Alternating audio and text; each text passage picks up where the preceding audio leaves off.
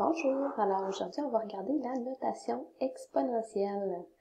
Donc tout d'abord c'est important de savoir qu'est-ce que c'est la notation exponentielle, puis comment on la retrouve. En fait, il y a quelques notions de vocabulaire reliées à ça. Une notation exponentielle, en fait, là, on peut voir ça comme une multiplication répétée du même nombre.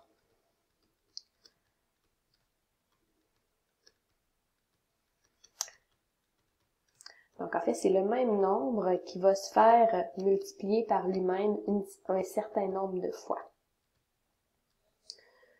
On va y aller d'un exemple, puis je vais vous présenter un petit peu les notions de vocabulaire reliées à ça. Donc, par exemple, si j'ai 2 exposant 6, et là, on va mettre la réponse que ça donne. Donc, 2 exposant 6, c'est comme si je faisais 2 fois 2 fois 2, comme ça 6 fois. Donc, c'est répété 6 fois. Et donc, si je calcule ça, 2 exposant 6, ça me donne 64.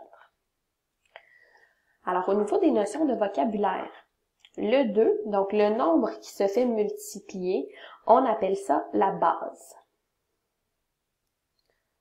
Le 6, qui est le nombre de fois qu'on va faire la multiplication, c'est ce qu'on appelle l'exposant. Et le résultat, on va appeler ça la puissance. Donc, notre 64 ici se nomme la puissance. Alors, c'est important d'être en mesure de passer de la forme exponentielle ici, donc de la base à l'exposant, à la forme développée, celle où on voit la multiplication répétée, et aussi d'être capable de trouver la puissance. Donc, on doit être capable de jongler entre toutes ces formes-là. Au niveau des exposants, il y a quelques-uns qui sont qui sont particuliers, en fait qu'on va venir les regarder ensemble. A priori, là, c'est les exposants 1 et 2 qui sont 0 et 1, excusez-moi, qui sont particuliers. Mais il y a aussi l'exposant 2 et 3 qu'on voit beaucoup passer, donc qui ont reçu des noms un petit peu plus... ils ont des noms particuliers. Fait qu'on va les regarder ensemble. L'exposant 0, en fait, c'est de retenir que toute base, donc peu importe la base qui va être affectée de l'exposant 0,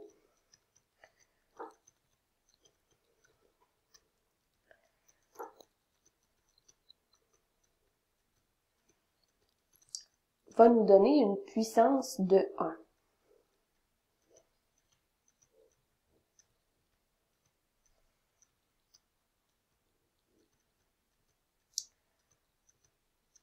Donc ça, en fait, c'est une convention, c'est une décision qui a été prise en mathématiques de dire que peu importe le nombre qu'on vient prendre, donc que je prenne 4 exposant 0, ça va me donner 1. Et même chose, si je viens prendre 1850 exposant 0, ça va quand même me donner 1 aussi. Donc à chaque fois que j'ai un exposant 0, ça va me donner une puissance, une réponse de 1. Pour ce qui est de l'exposant 1, donc toute base affectée de l'exposant 1,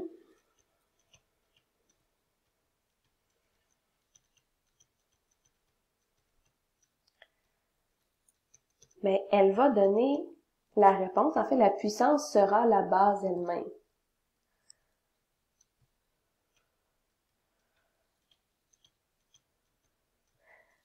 Ça, c'est un peu plus relié à de la logique. En fait, c'est que le nombre, il est multiplié une seule fois par lui-même. Donc, il est là juste une fois.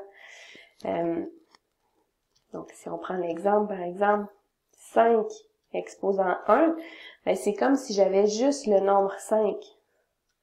Donc, automatiquement, le 5 est là juste une fois, c'est la même chose que la base. Donc, peu importe ce que je vais choisir, je pourrais prendre 6721 exposant 1, ça va être égal à 6721. Donc, du moment que j'ai un exposant 1, ma base se retrouve à être ma puissance. Les exposants 2 et 3, comme je vous disais, c'est qu'on a des petits noms particuliers. Donc, un exposant 2, on va appeler ça exposant 2. Mais on peut aussi dire que c'est un nombre au carré. Alors, si je prends par exemple 2 à la 2, ben, on peut dire 2 à la 2 ou on peut dire 2 au carré. Pour ce qui est de l'exposant 3, on va appeler ça au cube. Donc, encore une fois, si je prends 2 à la 3, ben, je peux dire 2 à la 3, comme je peux dire 2 au cube. Donc, c'est juste de savoir que ces mots-là existent. Une particularité assez importante dans l'exponentiation, c'est la notion des bases négatives. Donc, lorsque mes bases, ce sont des nombres négatifs, ça a une incidence sur le signe de ma réponse. On se retrouve à avoir 3 situations différentes.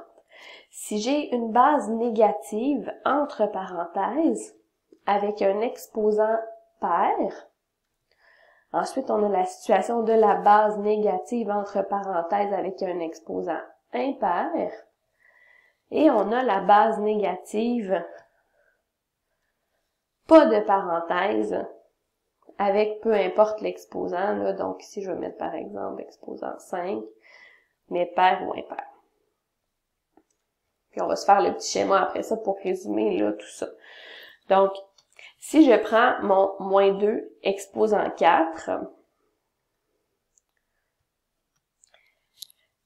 mon moins 2 exposant 4, ça se retrouve à être moins 2 fois moins 2 fois moins 2 fois moins 2, hein, 4 fois.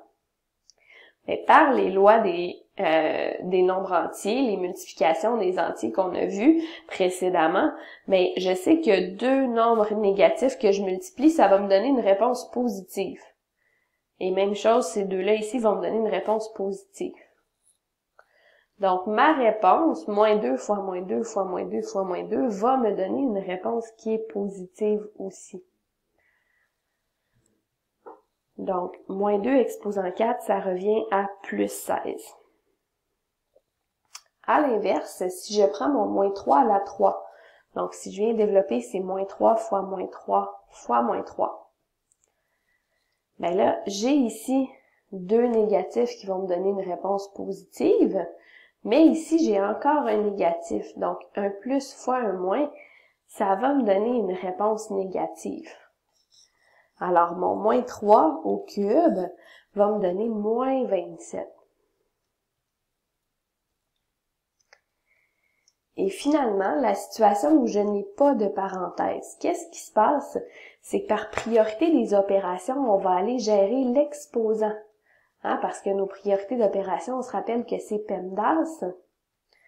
Alors, par priorité d'opération, je gère mon exposant. Donc, je vais aller faire mon 4 à la 5, donc 4 fois 4 fois 4 fois 4 fois 4. Et mon moins va se faire gérer en dernier.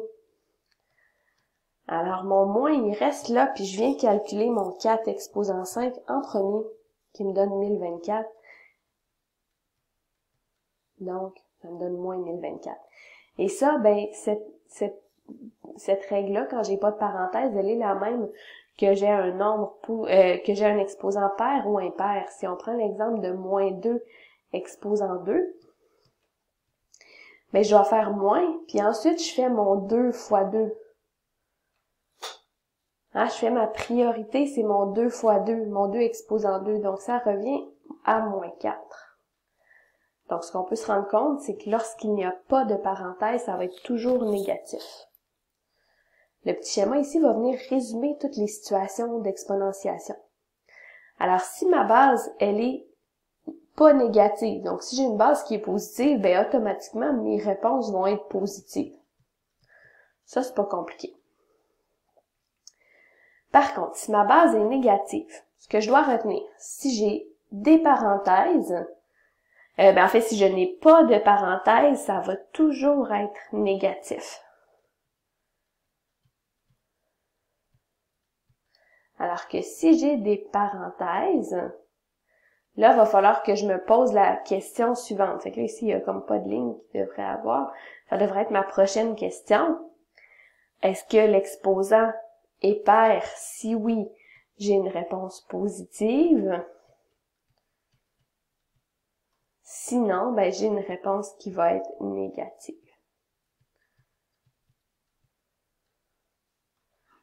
Alors voilà, petit arbre de décision qui peut beaucoup aider dans l'exponentiation avec les nombres négatifs.